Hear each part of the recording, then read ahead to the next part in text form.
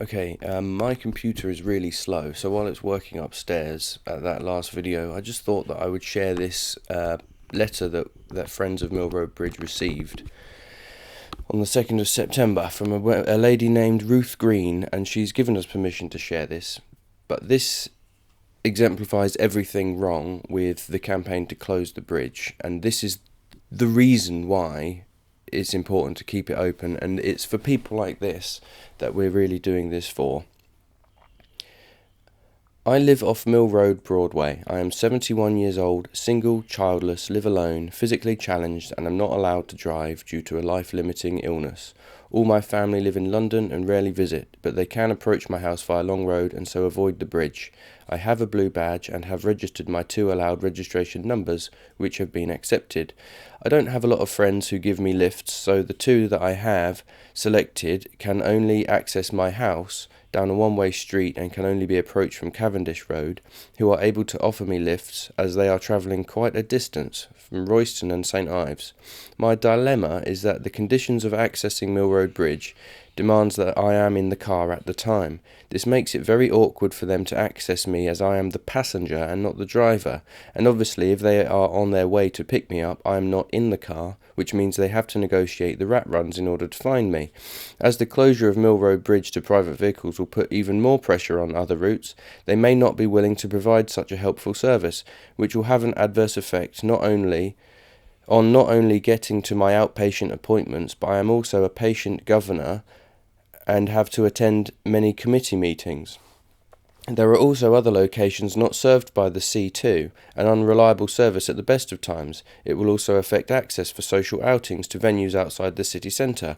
One of the many side effects of my illness is deteriorating fatigue levels, and trying to reach various destinations, including Arthur Rank Hospice, can entail 2, if not 3 bus changes, and I physically can't cope with that. If I am lucky, I can use a dial-a-ride, which I believe is exempt. I can also use taxis, but they are expensive. Can you advise me how I should tackle this predicament? Ruth asks us, Friends of Mill Road Bridge. Another problem is the lack of information on road closures/roadworks before the bridge is closed. I know that presently it is anticipated that there will be closures between the 25th of September and the 6th of October. I am also aware that the proposed bridge closure date is the 16th of October. However, the legal action that you are taking, which I fully support, is obviously going to delay these dates.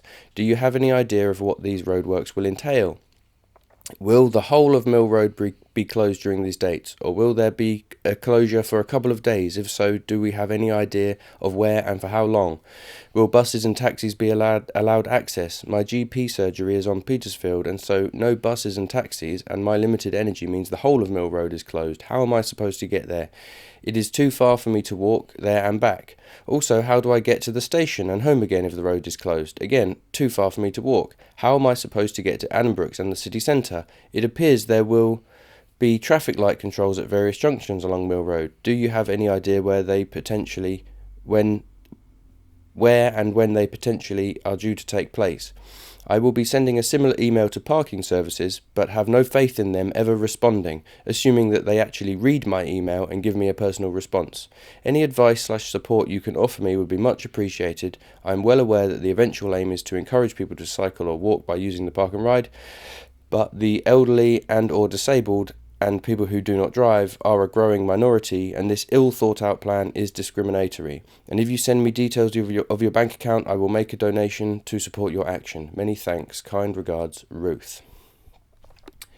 Now, when I read that, I just thought, what an absolute shame on these people who are so sick and adamant that the road must be closed for all of these supposed so-called good virtuous reasons, like they want to save the planet and stuff, or improve well-being and things, when actually in the background, hidden away from your vanity project, are real people like this who are being seriously affected and detrimented, and they're alone and they have no help, and the council don't answer their questions, and they can't find the information they need on the internet.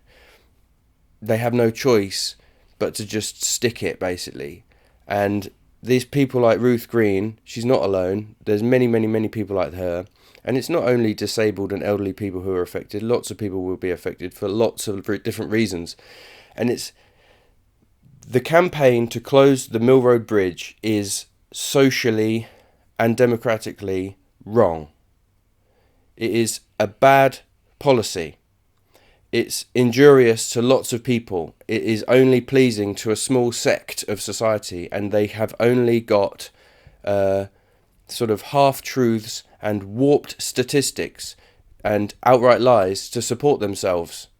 They don't talk in public. They don't want to have an interview. They don't actually want to come out in the open and say what they're doing, which is why we've had to do what we've had to do to get the actual plans and bring them to the public's attention. And when people look at them, they just shake their head in despair, man, that this is actually trying to be done by the council through this GCP consultation, which only had 1,900 responses.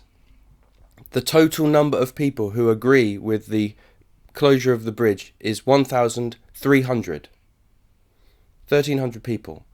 That is not a majority of anything. Most people who live off Mill Road weren't even aware of the consultation while it was taking place. People like this, Ruth Green, she could not probably have even engaged in the consultation had she known about it. And this whole blue badge fiasco thing, where they said that it would be one way and then a week later they turned around and said it was another.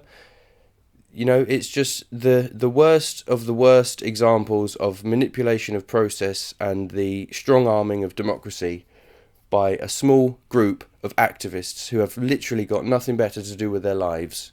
And that's what makes me so sick and angry. And then when I read things like this about Ruth Green, I just think you can say whatever you want on Nextdoor about me or Pam Wesson or about anybody, because I don't care what you think or you say, because we're not doing this for you and we're not doing it in spite of you either. You're actually irrelevant. We're trying to protect the road, and we're trying to protect the freedom of passage across that road, and we're trying to protect the businesses who depend on that road and all the people in Cambridge who are still unaware of what's going on. So anyway, like I said, I haven't made a video for a long time, but it's possible that you've now reactivated me, and I'm now going to have to start articulating in public what it is that we're doing, and it's for your benefit. And if you want to argue, you're going to argue with me. Alright, but you have to do it to my face. You can't do it this sneaky, fucking cowardly way that you do it on Nextdoor with aliases and things. Come out in the open, you know? Engage in a debate. Don't just put out little pieces in the newspaper. Your warped opinions, because that's not. And then you start spreading rumours, or you want to discredit us, or be like, oh look, they've spent the money on beer. You know? Get a life, frankly. Sorry, but it's what's happening in Cambridge is just absolutely appalling at the moment.